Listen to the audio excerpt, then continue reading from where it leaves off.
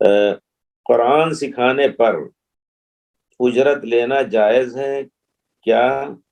سوال۔ پھر اس کے بعد افضل کیا ہے؟ دیکھیے قرآن ایک، اس میں کوئی شک نہیں، اس کی ایک فضیلت ہے کہ خیرکم، تم میں سے جو سب سے افضل ہیں، آپ بہتر لوگ ہیں، من تعلم القرآن وعلمہ، قرآن کو سیکھ کر کے لوگوں کو سکھاتے بھی ہیں، یہ بہت بڑے فضیلت کی چیز ہے۔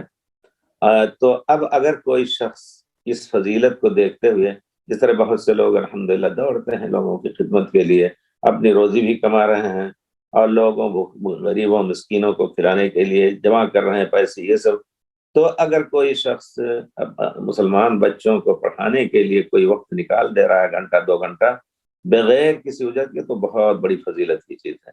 لیکن اجرت لینا جائز ہے، شرط یہ ہے کہ اپنی ضرورت کے تحت جتنا وقت دے رہے ہیں، اور اگر حکومت دے رہی ہے یا عوام اپنی طرف سے دے رہی ہے، طلب نہیں کر رہے ہیں، تو بے شک اس میں جائز ہونے میں کوئی شبہ نہیں ہے۔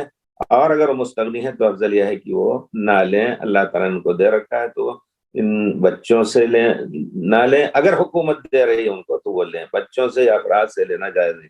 لیکن اگر ان کا پورا وقت اسی میں لگ رہا ہے، ان کے بھی پیٹ ہے، ان کے بچے بھی ہیں، تو وہ شرط بھی کر سکتے ہیں کہ بھائی ہمیں کچھ دیجئے، ہم وقت دے رہے ہیں، ہمیں کمانے کا وقت یا کام کرنے کا وقت نہیں مل رہا ہے، لے سکتے ہیں۔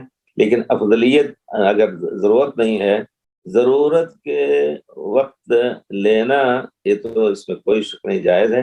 لیکن بغیر ضرورت کی بات علماء نے کہا ہے، جو وقت دے رہا ہے اس کی قیمت دے سکتا ہے، اس سے زیادہ نہیں۔